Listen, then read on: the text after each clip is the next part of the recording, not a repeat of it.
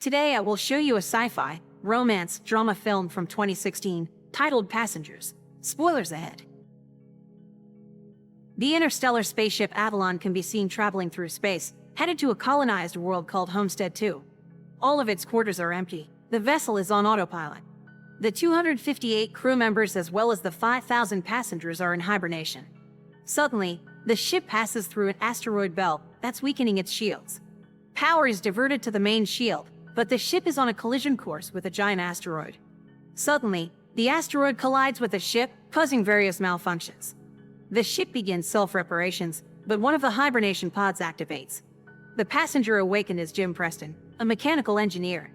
His pod opens and an automated system helps with his awakening, telling him that he spent 120 years in suspended animation and that the ship is only 4 months away from Homestead 2. He's told that he will be able to spend that time enjoying the luxurious aspects of the ship. Jim receives instructions about his ID band, his cabin and the primary activities he's to take part of prior to the arrival on the planet.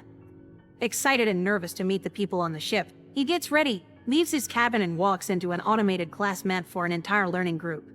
Jim looks a little anxious as the hologram explains the situation on Earth, calling it overpopulated, overpriced and overrated. It tells him to hold his questions to the end of the lesson, but Jim keeps asking why he's the only one there. He realizes that the hologram can't answer him and goes to search for other people. He gets to the main concourse of the ship. No one is there either, but an automated informational desk offers to help. Jim asks to talk to a real person and it sends him off to talk to a steward, but when he finds that no one is there too, he asks to speak to the captain. When he gets to the bridge, even though he doesn't have access to go inside, he can see that none of the main crew is awake either. Jim eventually goes to the observatory, where he finds out that the ship is actually 90 years away from Homestead 2. He realizes that he woke up too soon, so he rushes back to the concourse and sends a message back to Earth asking what he should do, because he doesn't know how to get back into hibernation. The communication system informs him that the overpriced call to Earth would take approximately 55 years to get an answer back. Jim is devastated. He walks around and finds the ship's bar, where he sees another person. As he's talking to the bartender, something seems strange about him. When he goes to get him a drink, Jim realizes that he's an android. It's called Arthur. Jim wants to find out more information from him, but he can't even explain to the android how it's possible for him to be there ahead of time. Jim wakes up in his cabin the next day and goes to the cantina, where he quickly realizes that most of the things on the menu are reserved for gold-class passengers only.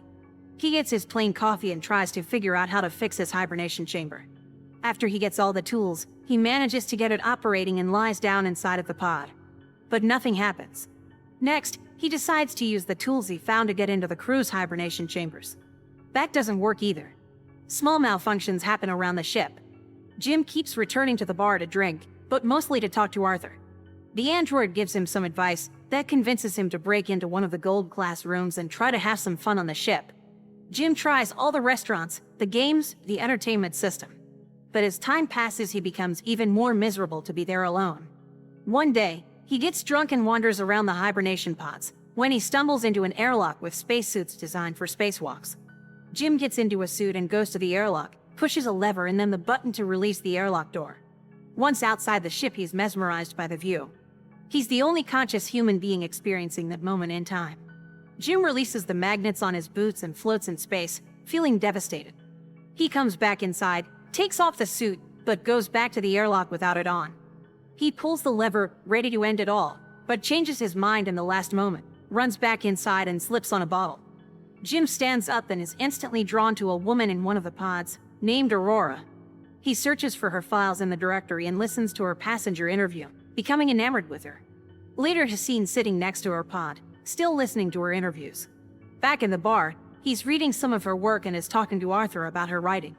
He becomes obsessed with the irony of his situation, going to another planet for a better life, waking up early and not getting there, and finding his perfect woman, only for her to be out of reach. Jim keeps thinking about her and starts getting the idea to wake her up too. He talks it over with the android, but he doesn't understand the conundrum. If he wakes her up for his own benefit, he'd be stranding her there with him, to die on the ship. Jim decides against it first, but as time goes by he can't let it go, until one day, he changes his mind. He goes to her pod and manages to activate it. As she's waking up and going through the same process as he did, he hides and goes back to his room. A little bit later he goes to the main concourse, hoping to find her. And there she is, just as confused as he was a year ago. Jim tells her they're the only ones awake and takes her to the observatory. Then he tells her that he can't get to neither the crew nor the main commands of the ship. Aurora freaks out and wants to get back into her pod. When they get to it, Jim explains that there is no special equipment on the ship that can help them get back into hibernation, effectively telling her that they're stranded. They go back at the concourse and he tells her that she should rest, since she just came out of hibernation. She feels sorry for him, having to spend more than a year alone on the ship. Jim goes back to the bar, feeling regretful about what he did. He asks Arthur not to tell Aurora that he was the one that woke her up. The next day, Aurora wakes up. She goes back to the concourse and asks the automated info desk about the hibernation pods. Jim joins her there and they go to get breakfast. As they leave, the info desk has some sort of malfunction. In the cantina, Aurora realizes that Jim has been eating the same breakfast for more than a year and gets him one of the gold-class menus. They talk about the possibility to fix the pods, but, unlike Jim, Aurora isn't ready to give up. She searches through the infirmary, then goes through research documents, eventually ending up at the crew's hibernation quarters trying to break the doors open. Jim notices more malfunctions throughout the ship. Sometime later, Aurora laments about her life on the Avalon. She writes, jogs around the ship and swims in the pool, becoming more and more aware of her situation. She goes to the cantina to interview Jim, thinking that his story might be interesting. She asks why he immigrated to the colony. Jim answers with slogans from the company first, but then further explains that he hopes that on the new world he could be somebody, he could build a life. Later, they end up in the observatory and Aurora finally shares her reason to be there. Unlike the other passengers on the ship, she has a round-trip ticket. Her idea was to go to Homestead 2, live there for a year and come back to Earth, to become the first journalist that has ever done that, writing the greatest story that ever was. Aurora slowly gives up on finding a way to fix their current predicament and Jim figures out a way to cheer her up. He takes her dancing, to the cinema, and to the basketball court. Lastly, he takes her to the bar to meet Arthur. She relaxes for a bit, until she remembers their situation. Jim is left alone with the android, feeling awful about what he's done to her. The next moment he's seen tinkering with something and the other Aurora walks into the observatory to find a miniature of the Chrysler building he made for her. Sometime later, they go on a date at the bar. They have dinner and share stories about their lives. She tells him that her father died when she was a teenager. After the dinner, Jim takes Aurora to the airlock and they get into the spacesuits. They go out for a spacewalk together. Jim finally has someone to share that magnificent experience with. Jim switches off the magnets on their boots and they float together in space. They come back inside and immediately kiss, retreat to his cabin and sleep together. Soon after, they start living like a couple. Aurora moves into his cabin and writes about her life on the ship. They jog together, eat together, sleep together. Jim explores the ship further and finds the hydroponics bay. He brings Aurora flowers. One day the ship passes by a red giant and they go to the observatory to see it. It's Aurora's birthday, so later that night they celebrate it in one of the many restaurants on the ship and then the bar. Jim goes to the washroom and prepares the ring he made for Aurora, while she stays in the bar chatting with Arthur. The android tells Aurora that Jim woke her up intentionally, unaware that he was still to keep that a secret. Suddenly, Jim comes back and she confronts him in absolute disbelief. She runs away furious and panicked. Jim comes back to his cabin to find all her things gone. He runs into her in the cantina the next day, but the moment he speaks, she runs away. Aurora is desperate. One night she goes over to Jim's cabin, punching and kicking him, wanting to kill him. Talking to her over the comm because she keeps avoiding him, Jim tries to apologize and explain his actions to her. He tells her he fell in love with her, but Aurora doesn't care. She can't forgive him for taking her life. One night, as Jim is in his cabin, another malfunction happens. The ship faces a critical error and the main command shuts down. Later, he walks into the elevator and it malfunctions. Aurora walks into the main concourse and sees that Jim has planted a tree there. Then, she goes to the cantina, where the food dispensary is also malfunctioning.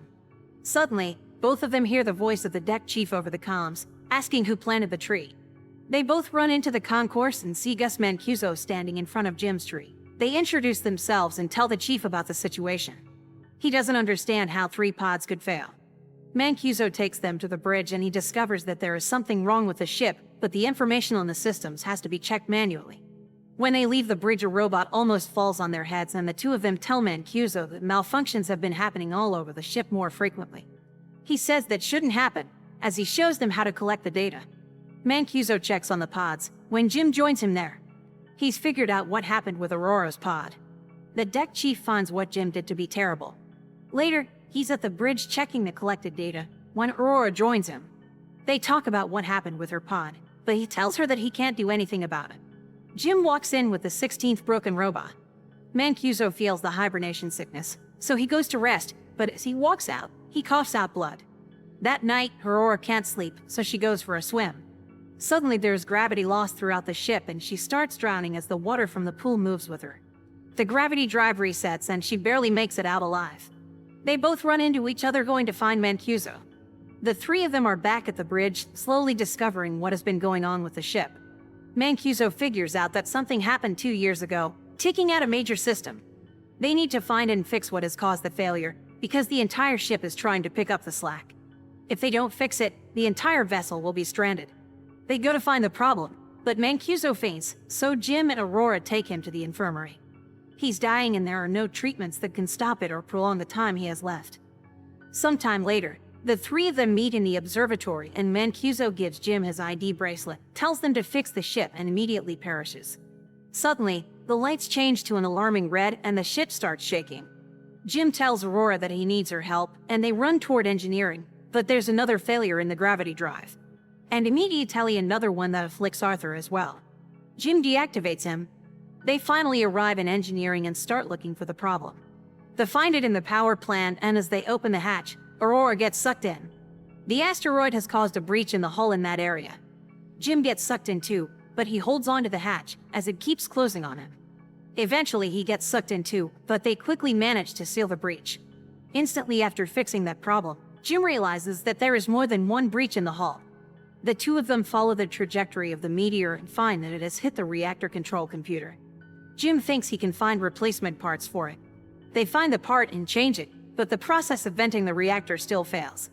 They do it manually, but it fails again. Jim figures out that he needs to open the vent door from outside of the ship so they can cool the reactor down. Both of them go to the airlock and as he's getting ready to go out, he gives Aurora Mancuso's bracelet because he might not come back.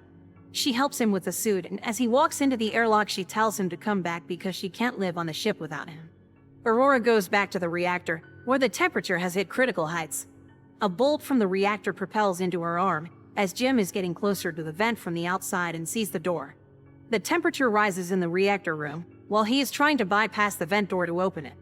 He soon realizes that he'll have to manually hold the door open so the reactor can vent and he tells Aurora. She doesn't like the plan, but he goes ahead with it and tells her to vent the reactor. She doesn't want him to die and they argue, but he tells her that they have to save the other people and she vents the reactor. The process is successful, but the fumes from the reactor push Jim away and break his tether. The pressure in his suit is dropping too. He tells Aurora what happened and she moves as fast as she can to get to another suit and bring him in. He apologizes to her again.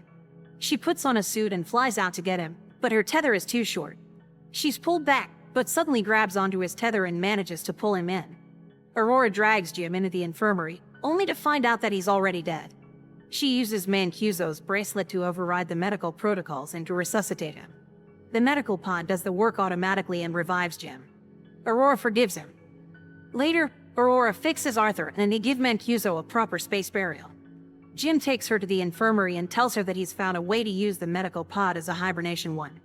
He tells her to get inside the pod and ride out the rest of the journey in there.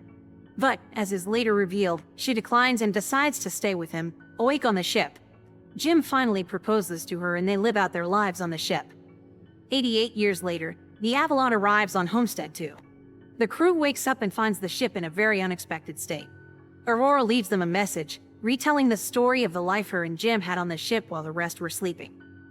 Make sure to subscribe and turn on notifications so you can watch more videos like this. Thanks for watching.